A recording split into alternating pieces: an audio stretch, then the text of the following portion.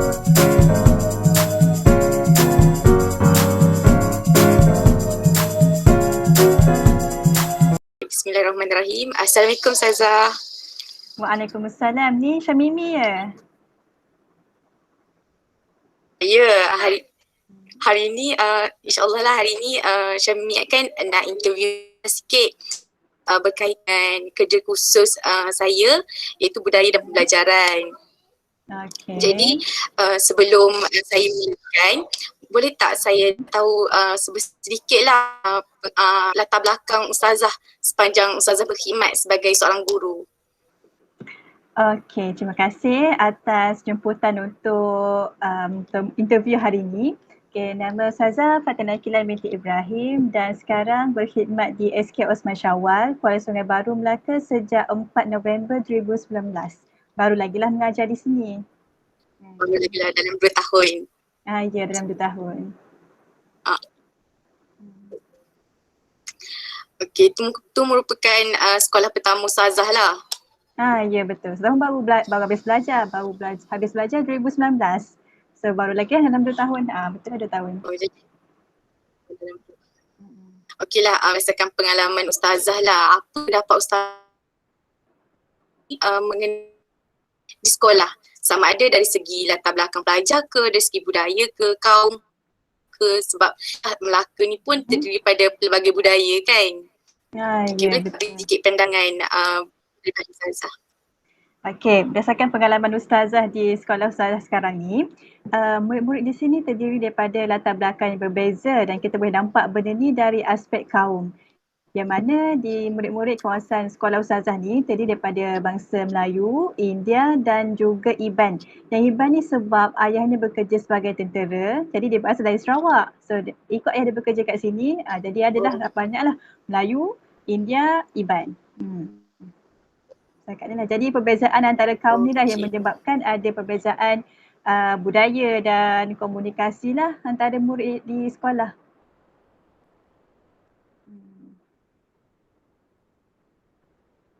Kan tadi Ustazah cakap ada Melayu, India dan Iban kan?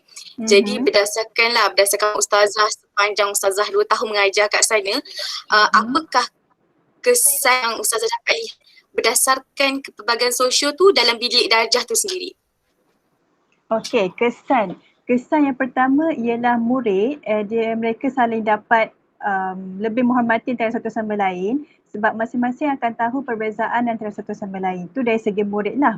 Dan kesan dia juga adalah dari segi murid, bahasa komunikasi yang utama yang perlu digunakan adalah bahasa Melayu.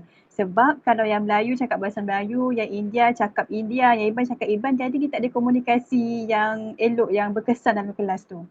Jadi yang pertama kesannya adalah pemartabatan bahasa Melayu itu sendiri. Dan yang kedua dari segi cikgu sendiri sewaktu menjalankan aktiviti PDPC perlu memastikan aktiviti tersebut adalah tidak mengandungi unsur-unsur yang sensitif. Sebab kita tu pelbagai kaum bermaksud kita mempunyai pelbagai agama kan. Jadi kita guru perlu lebih sensitif dan pekalah dengan isu-isu sensitif kaum-kaum tertentu. Jadi cikgu kena lebih teliti dan itulah ada kesannya. Jadi semua pihak perlu memberikan peranan murid, guru dalam kelas tu. Okey, Ustazah, kan dekat sekolah tu terdiri pada pelbagai kaum. Jadi apa contoh macam kalau kan kaum, jadi keistimewaan tu maksudnya ada program ke yang macam perbezaannya dekat situ? Boleh tak Ustazah terangkan sikit, ceritakan sikit? Kalau dari segi perbezaan, kalau macam sekolah Ustazah ni sebab sebagai kaum ni, jadi setiap kelas ni kami wujudkan satu sudut. Macam kalau Ustazah ni, Ustazah namakan sebagai sudut kita. Sudut kita ni fokusnya adalah sudut kebudayaan lah. Maksudnya dekat sudut tu Ustazah akan sediakan bahan-bahan berkaitan dengan maklumat kaum Melayu, kaum India dan kaum Iban. Apa perayaan hari kebesaran mereka. Supaya murid ni merasakan mereka ni satu keluarga. Perbezaan tu yang membuatkan mereka rasa mereka istimewa dan bukannya benda tu yang menghalang mereka daripada berkomunikasi. Tapi pada awal-awal memang terdapat cabaran untuk mengatasi masalah ni sebab awal-awal murid Melayu dia tak bercakap dengan yang India dan Iban sebab Iban seorang je ambil kelas Ustazah. Jadi dia rasa diri ni terpencil. Dia takut nak bercakap sebab bahasa Melayu yang dia gunakan tu bunyi ni macam lain sikit kan dengan bahasa Melayu kita ni kan. Jadi dekat situ dia rasa macam takut nak bersuara. Tapi lama-lama bila kita berusaha untuk yakinkan murid-murid ni sendiri untuk bercakap dan kita galakkan murid untuk merasakan mereka ke sekolah ibarat mereka berada di rumah.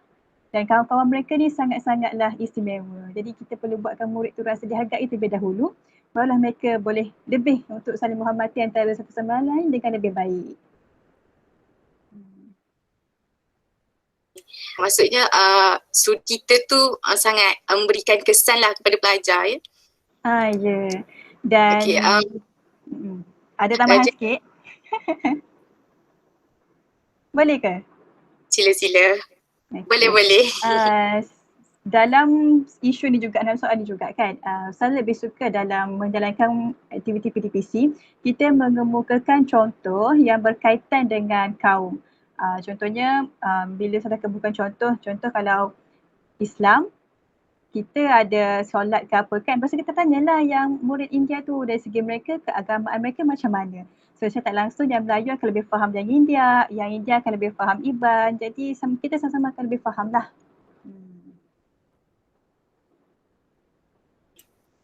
Okay, maksudnya dia saling communicate lah dalam ada tu kan. Jadi Ustazah, adakah perbezaan antara kaum tu dia memberi kesan kepada persekitaran mereka? Persekitaran bilik darjah ke?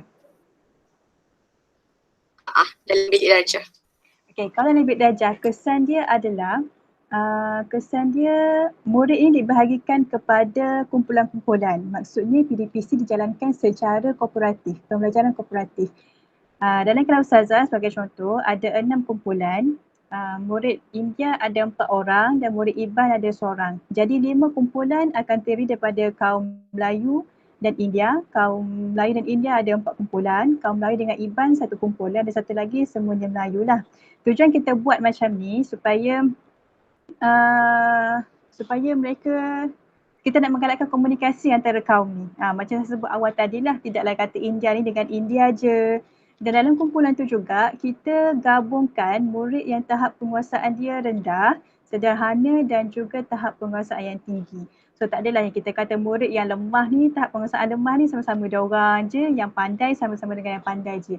Kita nak galakkan semangat saling membantu antara murid tu. Yang lebih pandai boleh bantu yang lebih lemah, dan yang lebih lemah akan lebih mudah lah untuk bertanya kepada yang lebih pandai. Sebab kadang-kadang murid ni dia takut nak bertanya kepada cikgu.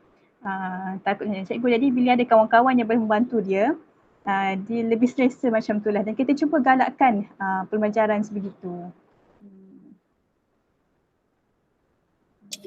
Okay, baiklah. Di Ustazah lah, sepertilah komunikasi ni penting dalam sebuah pembelajaran.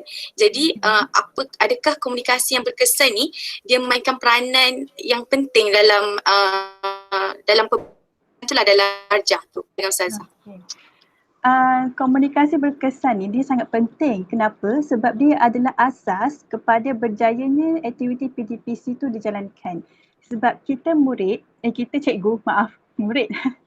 sebagai cikgu, bila komunikasi kita mengaplikasikan komunikasi berkesan ni, objektif PDPC kita akan tercapai dengan lebih mudah. Sebabnya, apa yang dimaksudkan dengan komunikasi berkesan ni? Komunikasi berkesan ni bila kita mampu membuatkan murid ni dia rasa selamat, dia rasa yakin, dia rasa berani untuk meluahkan pendapat dia, untuk bertanyakan apa yang tidak faham, dan untuk dia bersuara. Sebab kadang ada murid ni yang pasif sebab dia takutkan jadi guru, dia perlu bersikap mesra, perlu bersikap kalau kita perempuan ni ala-ala keibuan sikit supaya budak ni dia rasa selamat, rasa yakin, rasa ceria je. Dan guru juga, komunikasi berkesan ni juga taklah bermaksud guru ni perlu serius, jadi nak objektif capai atau capai tak. Tapi kita nak proses sepanjang kita mencapai objektif tu murid rasa seronok, fun learning kan. Tak ada dia rasa stres, dia masuk kelas je stres, nak capai objektif nak kena buat ni, tapi ni tak ada rasa seronok tu. Jadi bila guru memegang peranan yang penting dalam komunikasi berkesan ni, murid akan belajar. Dan bila murid belajar daripada cara cikgu mengendalikan PDPC, murid juga secara tak langsung dia akan mengaplikasikan juga komunikasi berkesan tu sesama mereka. Dalam kelas Ustazah terapkan amalan 2 perkara. iaitu terima kasih, tiga. Terima kasih, minta maaf dan minta tolong. Sebab tiga ni merupakan pandangan yang sangat penting lah. Okay, bila kita buat salah dengan kawan kita kena minta maaf. Sama juga kadang-kadang macam cikgu sendiri, macam saya sendiri pun ada juga tersalah tulis hari kan. Hari Isnin bagi tulis hari Jumaat. Awal lagi hari Isnin dah teringat hari Jumaat dah. Okay, so saya minta maaf salah. Okay, jadi sama lah juga dengan awak semua. Kalau kita buat salah, kita perlu minta maaf, baiki kesilapan kita. Dan bila murid tolong ustazah, okay, terima kasih. Boleh tak tolong ustazah buat ni, buat ni. Jadi bila murid tu dia rasa selamat, dia rasa seronok dengan kita, jadi apa yang kita cakap dia akan lebih mudah faham, dia akan lebih mudah ikut. Jadi balik pada soalan tadi, betul lah komunikasi berkesan ni sangat penting sebagai asas kepada berjayanya PDPC tu. Panjang pula jawapan Ustazah. Tak apa. Boleh tambah apa ni? Okey, rasanya setakat ni je lah kot interview kita pada hari ini. Terima kasih Ustazah atas kesudian Ustazah untuk meluangkan pandangan berpendapat kepada saya. Okey, sama-sama. Semoga dipermudahkan segala urusan. Dan kalau ada apa-apa nak tanya lagi lepas ni boleh, insyaAllah.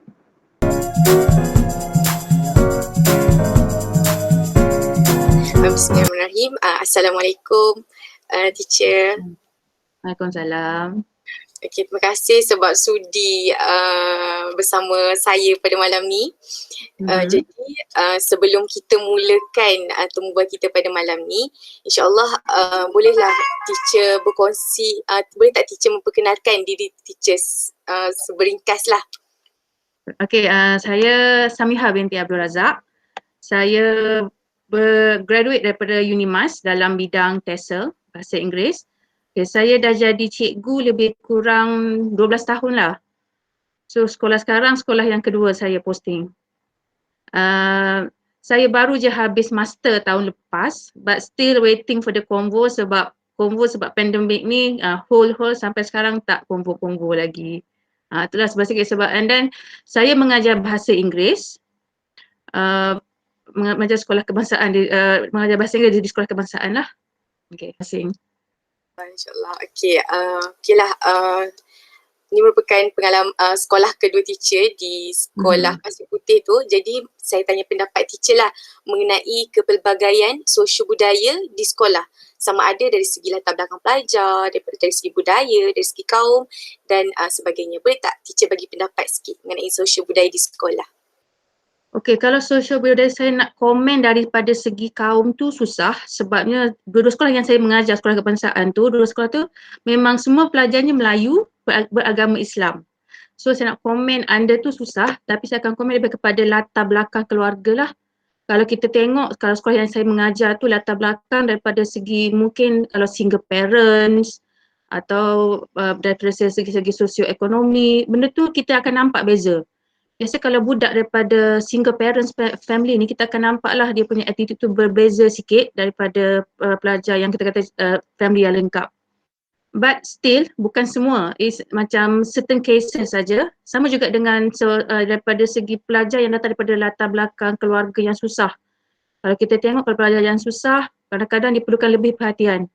Dan kadang-kadang kita sebab nak cuba dekat dengan itu susah sikit. Kalau daripada sebab mungkin dia orang rasa dia tengok cikgu kan kita punya pakaian kan macam lain sikit kan, macam nampak macam professional. So mungkin dia orang rasa compare dengan dia orang punya parent, dia orang rasa macam inferiority complex tu kurang sikit. Dia orang macam nak rapat pun susah. So kita kena macam nak dekat dengan orang tu susah sikit, but still yelah sebagai cikgu kita kenalah attainment tu sebab kalau saya tengoklah secara peribadi pelajar yang daripada golongan parents yang berkejaya ni mudah, and then biasanya kalau kita tengok dia orang berada di kelas hadapan lah, kelas pandai. Tapi kalau yang budak-budak yang bukan semua, saya tak kata saya nak kata semua, tapi biasanya macam tu lah. Tapi kalau budak-budak yang kelas belakang ni daripada broken family, daripada family yang susah, mungkin kita tak boleh kata sebab tu, mungkin sebab dia orang tak dapat akses yang cukup untuk dia orang sendiri. Sebab tu saya rasa mungkin benda tu memang susah lah sebab cikgu dalam kelas tu dia terlampau banyak pelajar yang pelbagai daripada pelbagai latar belakang. So as teacher memang susah kita nak attend semua, but we have to do our best lah. Okey, jadi maksudnya kat sini teacher kata dia berbeza dari segi latar belakang pelajar. Maksudnya Ya. latar belakang tu mainkan peranan yang penting lah. Jadi berdasarkan pengalaman teacher, apa kesan yang teacher dapat lihat based on kepelbagaian sosial budaya ni dalam bilik darjah? Boleh tak teacher bagi? Kepada yang pertama saya dapat lihat dari segi sikap pelajar. Especially kalau pelajar yang susah, kadang-kadang diorang tidur dalam kelas. Tidur bukan sebab tidur dia tak nak belajar tau. Kadang-kadang some of them bekerja. Diorang bekerja bantu keluarga sebab diorang bersusah, bekerja bantu keluarga. So kadang-kadang dia pergi, ada tu yang saya tanya budak tu, ada yang bekerja dekat kedai, tolong parents dekat kedai. So macam benda tu macam my effect sebab akan macam mana dia akan effect diorang punya pelajaran sebab diorang tak boleh fokus. Tapi kadang-kadang budak kelas depan ni pun, budak-budak daripada latar belakang keluarga yang okey pun kadang-kadang tidur juga sebabnya dia punya masalah sebab dengan video game, everything semua sebab dia ada akses benda tu, dia main benda yang tidak kepada pelajaran lah sebab main video game, everything. Yang saya nampak yang paling utama memang sikap pelajar yang berbeza, tapi kadang-kadang ada juga kita tengok pelajar daripada sekolah, daripada family yang berpendapatan rendah ni sebab mungkin dia orang punya motivasi nak ubah hidup keluarga dia orang. So ada yang okey, macam maksudnya ada yang betul-betul nak belajar, memang dia aim nak untuk ubah hidup keluarga dia. Tapi biasalah bila budak sekolah ni kan kadang-kadang, especially kalau budak-budak kecil ni, kita nak attend semua tu sebab kadang-kadang bila dia tengok kawan ada lebih, dia akan ada perbalahan lah. Seperti kalau budak sekolah kebangsaan, kalau kita budak sekolah rendah ni, kalau dia tengok kawan dia pakai ada baju baru sikit, ada pensebut lain sikit pada dia. So benda tu kadang boleh menyumbang kepada kes-kes kadang macam dia nak curi, dia ambil barang kawan sebab dia tak boleh beli. So cara yang dia boleh fikir, budak kecil kadang dia tak boleh fikir secara betul kan. Dia just ambil je. And then tu jadi kadang boleh lead, boleh membawa kepada perbalahan, boleh bergaduh. Susah lah kadang kita nak kontrol susah sebab budak sekolah rendah ni nak attend dia tu memang kena banyak sangat cara sebab kita nak rasional dengan dia tu sebab dia budak, kadang pemikiran dia tak matang lagi. So kena rasional dengan dia susah sikit. But still kadang-kadang kita kena guna cara pendekatan sebagai macam ibu bapa, parents, kena guna cara lembut, tak boleh guna cara kasar. Sebab kalau kita guna marah, memang dia orang takkan dengar sebab budak memang dia kena guna motivasi cara yang halus sangat baru dia orang akan dengar semua tu. Okey, itu merupakan kesan lah yang dapat dilihat dalam kepelbagaian sosial budaya dekat sekolah tu. Jadi apa peranan teacher sebagai guru dalam mewujudkan suasana yang mesra budaya dalam bilik darjah tu sendiri? Sebagai guru, secara firstly memang very challenging sebab especially kita nak deal dengan budak-budak kecil. Tapi kita kena bertindak macam seorang ibu bapa. Macam saya sebagai seorang ibu lah. Sebab kalau saya bertindak sebagai seorang guru, betul-betul guru yang garang, saya tak rasa budak-budak akan dengar. So biasanya kita guna cara halus, kita nasihat, kita rasional dengan dia sebab pelajar budak-budak kecil, macam budak darjah 1, darjah 2, darjah 3 ni, diorang nak fikir ni diorang tak nampak tau. Kita kena bagi rasional. Ni tak boleh buat, kalau buat macam ni benda ni salah. Kita kena rasional betul-betul and then kena bagi so peranan cikgu ni, kita jangan terus marah. Kita kena tanya sebab tu kita kena kenal pelajar, tengok latar belakang dia. Sampai kadang-kadang pelajar ni dia buat masalah ni bukan sebab dia nak buat tau, kadang dia nak perhatian daripada kita. So bila kita bagi perhatian, dia orang kata okey cikgu dah bagi perhatian sebab mungkin dekat rumah kadang-kadang bila especially kalau daripada single parent punya broken punya family, dia orang tak dapat perhatian yang cukup. So sometimes mungkin dia tak ada ibu, so kan sometimes dia buat something untuk attract perhatian cikgu tu, bagi perhatian dekat dia. So kita as a teacher, kita kena pandai tengok, betul-betul kena pelajar, jangan terus marah, terus tanya okey apa sebenarnya masalah dia. Sometimes bila dia tidur, kita tanya kenapa dia tidur. And then kita kena bertindak sebagai macam motivasi juga lah, bagi motivasi. Cuma bila budak kecil ni kadang-kadang dia tak faham benda tu. So kita kena betul-betul rasional, kena bagi contoh yang dia boleh faham. Kita bagi contoh macam, okey awak tak boleh buat macam ni sebab benda ni salah. So kalau awak nak, okey pinjam. Ataupun mungkin sebab kita cikgu mungkin kita boleh beli je. Mungkin dia, contoh dia dengki dengan kawan ada pensebut baru. So berapa ringgit sangatkan. So kita beli je, bagi hadiah dekat budak tu. Budak kecil kalau beli macam tu memang dah sangat happy lah bagi dia orang sebenarnya dapat benda tu. Okey, jadi nampaklah dekat sini bahawa guru tu memainkan peranan yang penting. Jadi dalam Ya. peranan guru tu, komunikasi tu merupakan satu cara yang, maksudnya komunikasi tu maksudnya macam komunikasi tu sebenarnya yang memainkan peranan. Ya. Itu Jadi, yang mesti memang perlu, komunikasi memang sangat penting. hmm, You jadi you kena betul-betul communicate dengan pelajar, you kena betul-betul kenal pelajar. You tak boleh simply tengok dia, oh budak ni pemalas. Oh so mesti macam kita tak boleh judge pelajar. Kalau kita judge pelajar, memang nanti susah lah sebab kita akan susah nak kontrolkan, susah. Memang kita betul-betul kena communicate, faham pelajar. jadi dekat sini komunikasi tu penting. Jadi sebenarnya kenapa komunikasi ni penting dan memainkan peranan dalam sesuah bilik darjah? Apa pendapat cikgu? Okey, komunikasi bagi saya sangat penting sebab kita nak menyampaikan sesuatu, kita memang apa kena berkomunikasi kan. So kalau kita nak sampai ke sesuatu, kita nak bagi tahu pelajar, kita memang perlu guna cara komunikasi yang betul. Contohnya macam kalau nak sampaikan sesuatu, cara tu kita tak boleh guna straightforward kepada cara yang kasar. Sebab bila budak sekolah rendah ni kita guna cara yang lembut. Sebab bagi saya lah, kalau saya tengok, contoh saya tengok anak saudara saya sendiri lah, kita bagi contoh kita tengok anak saudara, kalau kita marah, guna cara kasar, memang dia akan memberontak. Tapi kalau kita communicate, kita cakap baik-baik, kita guna bahasa lembut, kita guna bahasa yang diorang faham. Sebab tu secara pribadi, kalau student saya memang tahu saya peminat kartun. Saya memang tengok Upin dan Ipin. Saya memang tengok Hagimaru. Memang saya tengok kartun-kartun yang dekat dengan pelajar. Sebab bila saya bagi contoh dalam kelas, memang saya akan bagi contoh menggunakan kartun. So dia orang akan faham. So bila kita guna cara tu, sebab apa? Kita guna cara yang budak mudah faham, kita guna medium yang budak mudah faham. Kadang-kadang saya pun main video game. So saya guna juga kataan dalam game tu untuk attract pelajar. Sebab kadang-kadang kalau kita guna Upin Ipin, bukan semua pelajar suka tengok Upin Ipin. Macam contohnya budak-budak lelaki tak suka, dia suka tengok video game. So bila kita main game, kita guna perkataan dalam game tu untuk dia orang faham. So kata, oh cikgu main game juga So sebab tu bila nak kemudian kita kena tengok cara tu. Sebab tu saya memang kata memang tak pernah miss, sebab memang benda tu saya akan guna dengan pelajar. Sebab bagi saya cara mudah untuk berkomunikasi dengan pelajar, guna cara yang diorang memang akan guna dan diorang akan faham. Tu lah. Okey, terima kasih atas pandangan teacher terhadap soalan saya tadi. Jadi mungkin sampai di sini sajalah temu bual kita pada malam ini. Terima kasih teacher. Okay, sama. Assalamualaikum cikgu. Waalaikumsalam warahmatullahi. Cikgu sihat? Alhamdulillah sihat.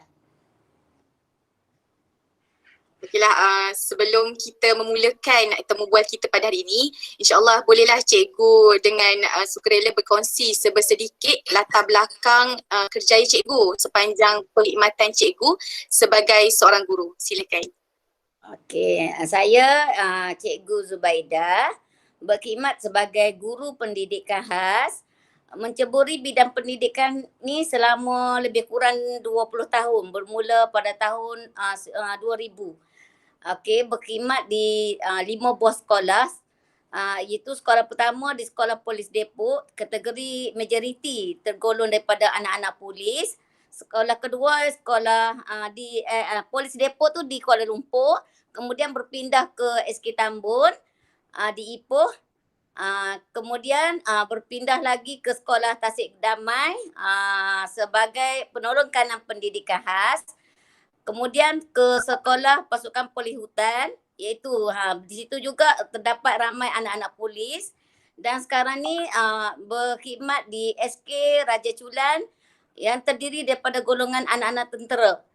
Itulah sebab dalam sepanjang 20 tahun dah 5 sekolah cikgu dah mengajar macam-macam Berdasarkan pengalaman cikgu lah, apa pendapat cikgu mengenai kepelbagaian sosial budaya ni di sekolah? Sama ada dari segi latar belakang, dari segi budaya, dari segi kaum dan sebagainya. Saya tahulah cikgu ni dah 5 buah sekolah dah telah mengajar. Okay. Boleh cikgu ceritakan sedikit? Seperti yang kita maklum, kepelbagaian sosial budaya ni bukan saja berbeza dari segi agama, bangsa, tetapi dapat dilihat dari segi kelas sosial, kepercayaan, bahasa, jantina dan juga lain-lain. Seperti di sekolah cikgu ni sekarang ni terdiri daripada golongan anak-anak tentera yang terdiri daripada pelbagai kategori. Maksudnya dia orang ada yang daripada Kedah, ada daripada negeri Kelantan, ada daripada Johor dan ada juga daripada Sabah dan Sarawak. Termasuk daripada kaum-kaum seperti Kadazan, macam maksudnya budaya yang berbeza lah. Maksudnya pelajar-pelajar ni dari segi bahasa dia orang berlainan, dari segi budaya berlainan, dari segi cara percakapan lain, semua lain. Jadi adalah sukar sikit lah untuk cikgu mengajar mereka untuk dapatkan apa yang objektif pengajaran yang nak dia ajar tu. Begitu juga dengan aktiviti yang dijalankan di sekolah. Kalau contohnya ada pertandingan Hari Merdeka. Jadi yang tu positif lah, sebab kalau kita buat pertandingan bulan kemerdekaan, dia orang akan datang dengan pakaian beragam, dengan pelbagai jenis pakaian beragam, sebab ada berbagai jenis bangsa dan budaya di sekolah tersebut. Okey. Okey, jadi dekat sini kita dapat lihatlah bahawa persekitaran sekolah cikgu tu merupakan persekitaran yang daripada kepelbagaian sosial budaya. Jadi berdasarkan pengalaman cikgu lah, apa kesan yang dapat kita lihat oleh cikgu berdasarkan kepelbagaian sosial tu dalam suasana bilik darjah? Boleh cikgu ceritakan? Okey, kalau kesan daripada sosio budaya pelajar di dalam kelas semasa PDP dijalankan, itu adalah fokus utamanya adalah masalah komunikasi. Itu masalah komunikasi dan bahasa. Dia timbul apabila seorang pelajar tu tidak dapat menguasai bahasa Melayu dengan baik. Biasanya kalau orang Sabah Sarawak ni, dia bahasa Melayu dia ada sedikit dialek dia yang sukar untuk kita orang Semenanjung ni memahami cara penggunaan dialek tersebut. Seperti kalau kata negeri Kelantan menggunakan bahasa dialek Kelantan, begitu juga dengan orang Sabah Sarawak. Tapi kalau kita kata di Semenanjung ni, at least cikgu di Perak, di Ipoh ni boleh faham sikit. Kalau di Sabah Sarawak memang dia guna bahasa dia tu kau-kau punya lah. Maksudnya dialek dia tu terlalu pekat. Jadi pelajar yang tidak dapat menguasai bahasa Melayu dengan baik ni akan rasa tersisih dan rendah dirilah jika mereka berkomunikasi dengan rakan-rakan mereka. Yang keduanya masalah dalam kerja kumpulan. Biasanya kalau kerja kumpulan, biasanya kalau isu-isu yang kita bincang tu, biasanya mereka akan memilih kumpulan-kumpulan daripada bangsa yang sama dengan mereka. Maksudnya kalau biasanya kalau kata geng Sabah Sarawak akan pilih kumpulan dia orang. Sebab majoriti dalam satu kelas tu boleh katakan separuh Sabah Sarawak dan separuh lagi grup daripada Semenanjung. Pelajar daripada Semenanjung. Okey, dengan selain itu juga mereka sukar sikit menyesuaikan diri dalam kelas. Terutamanya untuk murid-murid yang baru masuk ke kelas, mereka suka menyesuaikan diri sebab nak cari rakan yang boleh memahami dialek mereka lah. Jadi kita kata sini pokok utamanya ialah masalah komunikasi dalam sekolah lah, dalam bilik darjah. Okey.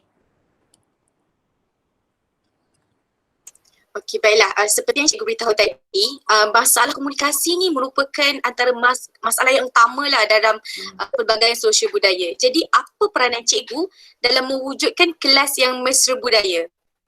Okey. Yang tu cikgu boleh gunakan pelbagai kaedah lah untuk membantu murid mencapai objektif dalam PDP yang dijalankan.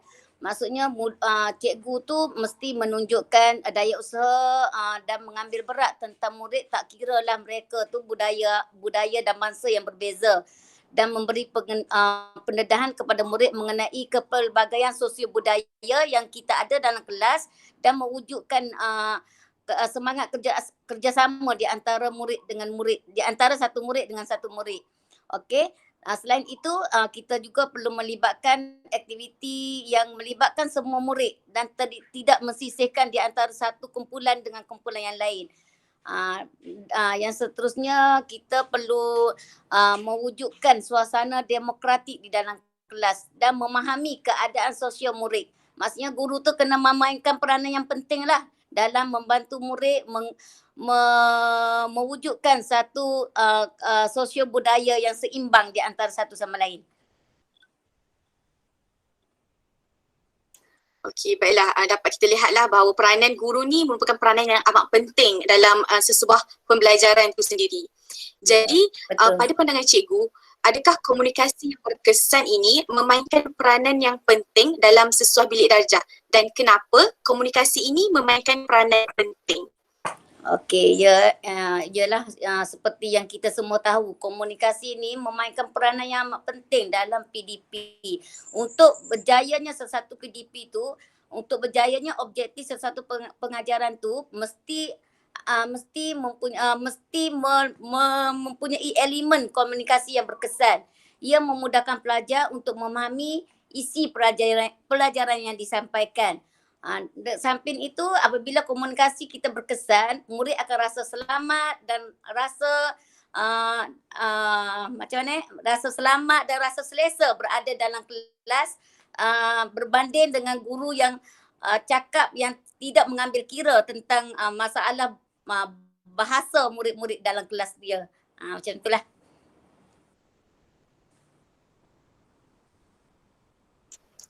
Okey, saya rasa itu mungkin soalan terakhir lah untuk sesi tumbuhan kita pada hari ini. Terima kasih atas persetujuan cikgu untuk memberikan sedikit masa bagi menyiapkan saya pada petang ini. Terima kasih cikgu. Okey, sama-sama. Diharap semua ni cikgu nak cakap sikit ni, semoga selamat maju jaya. Semoga menjadi guru yang cemerlang suatu masa nanti.